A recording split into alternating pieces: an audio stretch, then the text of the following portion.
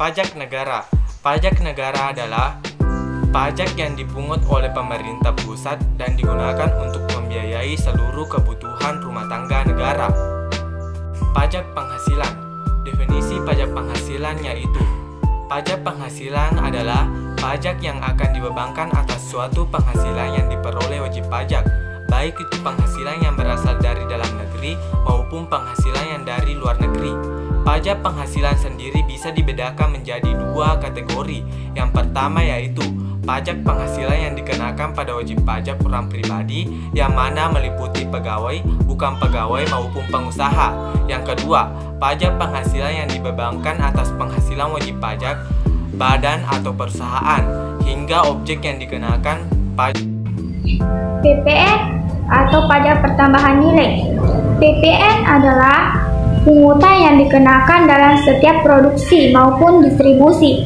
Itulah alasannya mengapa kita sering menemukan PPN dalam transaksi sehari-hari. Sebab dalam PPN, pihak yang menanggung jawab pajak ialah konsumen akhir atau pembeli. Barang atau jasa yang dikenakan PPN yang pertama yaitu barang hasil tambang atau pengeboran langsung yang dilakukan di sumbernya. Yang kedua, barang pokok yang sangat dibutuhkan oleh rakyat banyak. Yang ketiga, makanan ataupun minuman yang disajikan di restoran, hotel, warung makan, dan sejenisnya. Yang keempat, uang, emas batangan, dan surat berharga. Sedangkan jasa yang tidak dikenakan PPN yaitu yang pertama jasa pelayanan kesehatan medis, jasa pelayanan sosial, jasa keuangan, jasa keagamaan, jasa kesenian atau hiburan, dan lain-lainnya. Pajak penjualan atas barang mewah. Pengertian pajak penjualan atas barang mewah berdasarkan undang-undang yang berlaku di Indonesia merupakan pajak yang dikenakan pada barang yang tergolong mewah yang dilakukan oleh produsen pengusaha untuk menghasilkan atau mengimpor barang. Prinsip dan pertimbangan pungutan pajak penjualan atas barang mewah. Prinsipnya yaitu yang pertama, penyerahan oleh pabrik atau produsen barang kena pajak. Yang kedua, impor barang kena pajak. Pertimbangan pajak penjualan atas barang mewah sangatlah penting, yaitu untuk mengendalikan pola konsumsi atas barang kena pajak. Barang kena pajak yang tergolong mewah ialah barang yang bukan merupakan barang kebutuhan pokok atau yang hanya dikonsumsi oleh masyarakat tertentu. Pajak bumi dan bangunan adalah pajak yang dipungut atas tanah dan bangunan karena adanya keuntungan dan kedudukan sosial ekonomi yang lebih baik bagi orang atau badan yang mempunyai suatu hak atasnya atau memperoleh manfaat daripadanya.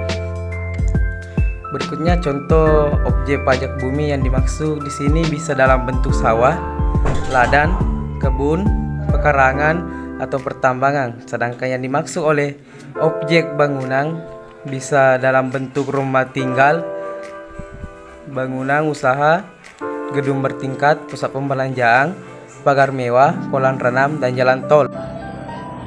Bea materai adalah pajak atas dokumen yang bersifat perdata dan dokumen yang digunakan di pengadilan yang terutang sejak saat dokumen tersebut ditandatangani oleh pihak-pihak yang berkepentingan.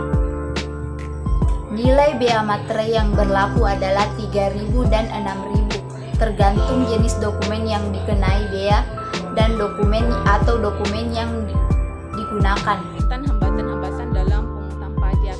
Yang pertama itu perlawanan secara pasif dan yang kedua perlawanan secara aktif. Perlawanan secara pasif yakni perlawanan yang dilakukan berupa keengganan wajib pajak untuk membayar pajak. Keengganan ini dipicu oleh beberapa alasan, yakni perkembangan intelektual dan moral wajib pajak. Kurangnya edukasi terkait pajak membuat masyarakat kurang menyadari arti pentingnya membayar pajak.